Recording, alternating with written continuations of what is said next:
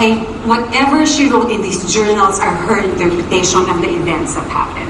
They're not necessarily true or even real. Eh kaya nga basahin ninyo para sabihin nyo sa akin kung ano dyan yung totoo at ano dyan yung gawa-gawa ng imagination ni Mali. Oh, bakit tayo nakasahin? Natatakot ka ba sa mababasa? Bakit naman kami matatakot? Meron ba kaming katakutan?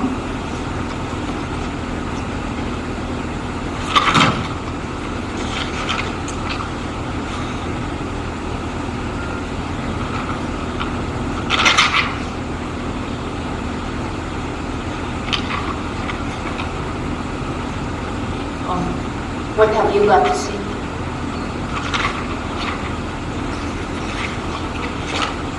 What do you want me to say about this? It's true. I'm not even gonna make Mariel a liar out of it, okay? Whatever she said, it's true. So sinabi mo yun about me? Eh, ano namang masama dun sa sinabi ko? Anong masama? Ininsulto mo na ako, sinira mo pa ako, tapos sabay ngayon, tatanungin mo sa akin kung anong masama sa sinabi mo behind my back? What? You know what? I can say it straight to your face right now if you like. So, guys, medyo kachika na itong ginagawa natin, ha? Alam mo, Carly, everyone knows that about you. Everyone says that about you. Even ikaw, alam mo naman yun, di ba, Olive? Talaga, bakit ako? Involved ako? Kailangan ako kasali. Alam mo yun eh! And you know what, Sammy? You call yourself my friend? Because I am your friend. Oh, you're my friend. Kaya pa sinulat mo dito na, wait, I'll just read it, ha? That I am a ball-busting boss who likes to bully people around and pretends to be so fucking smart. I'm your friend, ha? I am your friend. That's why I'm telling you the truth. Hindi ako katulad ng iba dyan na ginagawang karir ang pamabola sa'yo, making you feel so superior.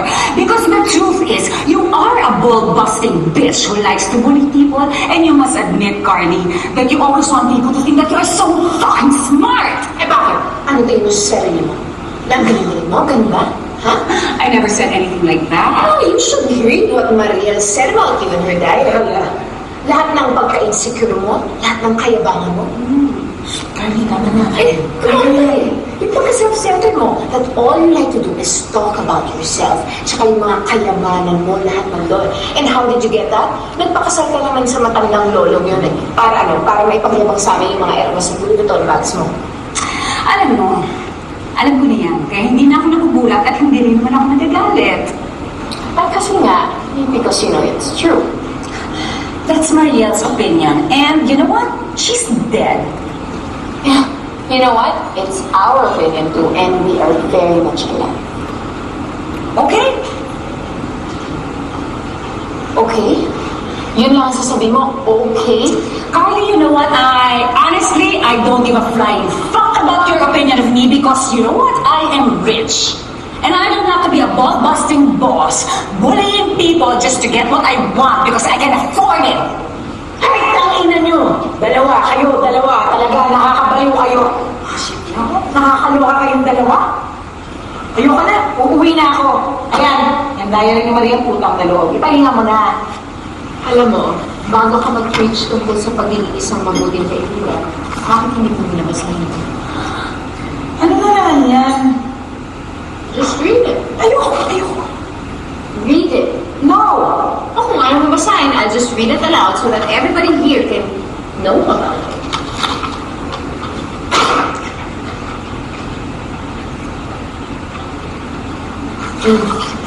Basahin mo para ano yung pinag-uusapan.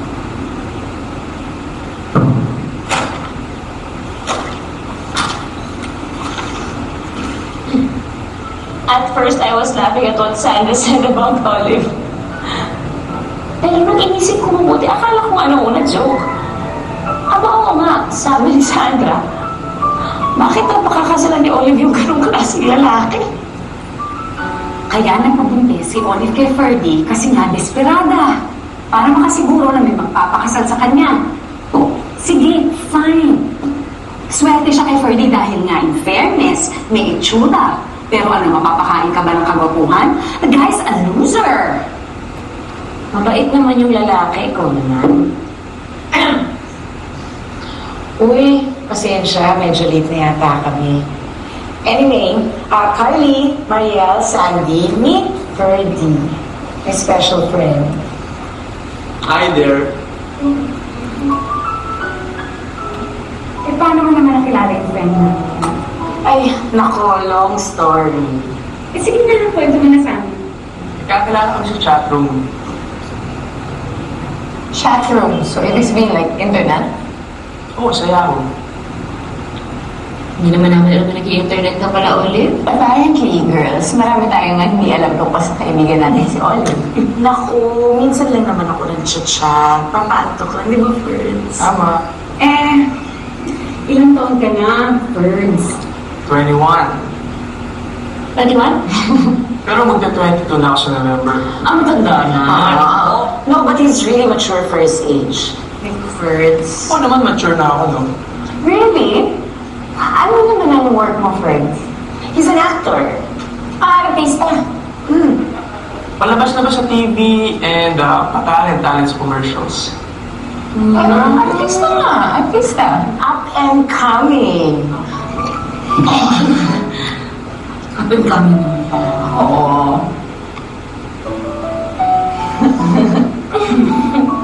Ang mga mababait nakakakuha ng reward sa afterlife. At ang kabaitan, hindi naman yan nakakabayad ng singil ng Meralco o nakakabili ng groceries. Ba't magkaamin na tayo? Ay, maaminin ko sa'yo. Mabait yung asawa ni Olive kasi bobo si Ferdy. Ang mga lalaking mababait nowadays ha, either may taning ang buhay o likas na bobo. Ano sa tingin mo? Aasenso pa ba ang buhay niyan? O, ano naman dati trabaho niyan? Ha? Ano bang ginagawa niya? Di ba nag-extra-extra sa pelikula? At, ang balita ko pa, dati siyang kabit. Ng matanda. Ha? Bakla. Sama ng galing.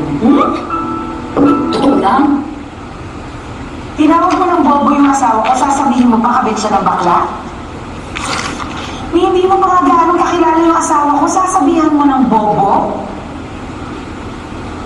Pwes ha? Pwes, gusto ko lang malaman nyo. Gusto ko lang malaman nyo na si Ferdy ko, hindi siya bobo. Naive lang siya. And for the record yung mga bagay na sinasabi nyo, sinabi niyo yun sa akin. Sinabi niyo yung totoo, inamin niyo sa akin bago kami nagpakasal. Ano namin niya sa'yo? Yung tungkol sa matandang bading. Bakit naman niya sasabihin niya sa'yo? College student pa lang daw siya noon. Siyempre, kailangan ng pera kapos sa enrollment. Tsaka, sa pace of life. Part of growing up. Okay, so gano'ng katagal naman itong phase na to? 6 years lang. 6 years. Eh, tagal naman pala ng college next time. Pero talaga, kailangan mong ipamukha yan sa akin? Bakit? Dahil desperada ako? Sagot! Putang ina, sagot! It was just a figure of speech. Figure of speech. Figure of speech ang gusto mo? Putang ina mo, mata pobre ka! Yan, figure of speech. Olivia, pwede ka naman magalit, pero hindi naman kailangan mag-scandal. Uy! Ikaw ang nagpasimulo nito, di ba? Pagkatapos niya, tuturuan mo ka ng good manners and right conduct. Wow! Ang galing mo! Hindi ko lang sabihin, pwede ka naman hindi magmura. Ay! Magpuputang ina ako kung kailan gusto magputang ina! Putang ina! Putang ina! Okay, sinabi ko. Ako ang nagsabi. Sinulat ni Maria. Tama yan. Totoo yan. Ako ang nagsabi niyan. Ay! Putang ina mo! Teka muna! Tanungin mo sa akin kung sino nagsabi. Sino? Tanungin mo kung sino nag-open ng questionnaire. Sino nga?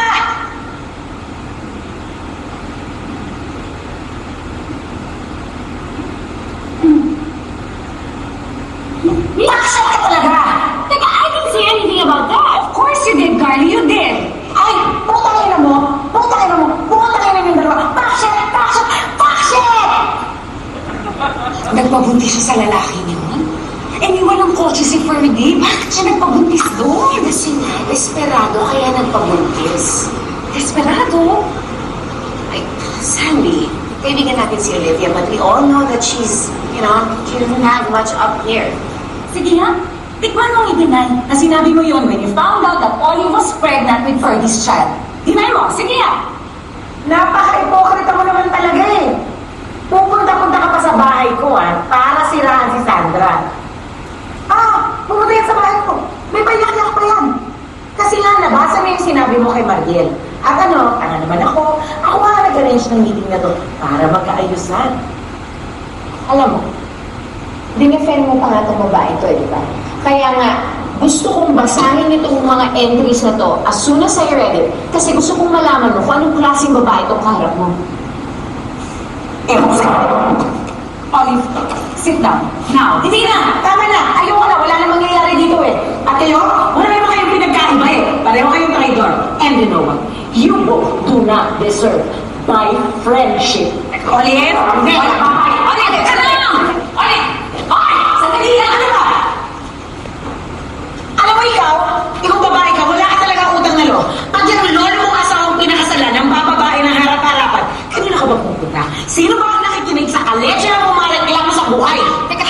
Teka lang. Ibig mo sabihin, Sandra, sa edad ng asawa ko, ng babae ba yun? Malibog masahan sa yun eh. Paano? Hindi na siguro ginagana sa asawa ng walang inatupag kundi bumili ng virgin bag. What about all those times na tinatakbuhan mo ako dahil nagigipit ka sa pera? Pumupunta ka sa bahay ko, iiyak-iyak ka dahil hindi dumating yung remittance ng genius mong asawa na nasa Dubai! So talaga, dito tayo mag-accounting. Okay, fine! Ako na ang walang utang na loob. Kahit ikaw hindi nagbabayad ng utang. Teka lang. Sandra, ibig mo sabihin pati ikaw? Ikaw rin? Inuutangan ka nito? Oo. Binabayaran ka pa? At least fair ka naman pala. Kasi kung binayaran mo siya, talagang magagalit ako. And to think, all this time, akala ko pa naman, ako yung tinutukoy ni Mariel doon sa diary entries niya. Tungkol doon sa mga magkaibigan na hindi na nagkakabayaran ng utang. Kasi kapag nangutang yung isa, alam na nung isa na hindi naman magbabayad yung kaibigan niya. At kapag naningil naman, may mga dramatic stories pang katapat. Naku, darling, hindi ikaw yun. Ako yun. Ako yung drinamahan. Ako yung inutangan. Teka lang, alam mo ang hindi ko maintindihan, Olive, hindi ba sabi mo sa akin, ayaw mong mangutang kay Sandra kasi, ano ka ba yun? Ayaw mong malaman ng mga tao na kipit ka sa pera. 15,000? Carly, yaman na nga ako sa'yo eh. Pero wala lang talaga akong ibang mahinga ng tulong. At yung si Mariel, syempre, umaasa lang naman siya sa kinikita ni Vince. May 2 anak pa yun. Si Sandra, bakit ayaw mo humingi ng tulong kay Sandra? Carly, ayoko. Kasi pag humingi ako ng tulong sa kanya, lalo lang ako mamatayin nun. Kahit alam naman natin lahat na doon lang naman siya sa Kames lumaki. Nung nalipat ang address sa Ayala, Alabang, dahil napakasal siya sa kumag na yun, makaasta, akala mo naman, ang ancestral home nasa Forbes Park. Ano? Anong sinabi niya sa'yo? Na hindi ko siya tinulungan? Wala ko sinasabing ganyan, ha? Hindi, wala kang sinabi, pero ewan ko naman sa'yo, Olive, napakinabangan mo naman pala itong si Sandra. Bakit kailangan mo pang siraan kay Mariel?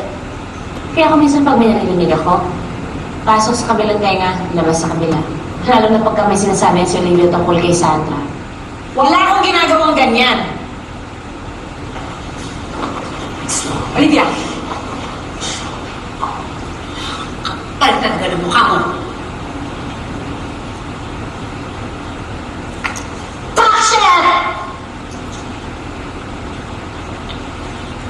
Well, I think we're done here.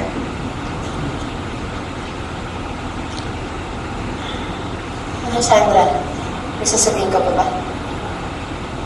You know what? I'm just trying to figure out what you are trying to do. Bakit mo ginagawa ito, Carly? I just want to know the truth. Mag-ingat ka. Dahil baka kasi sa kababasa mo ng mga di mo dapat pinakikialaman. Meron kang mahanap na sana di mo na lang pinakialaman.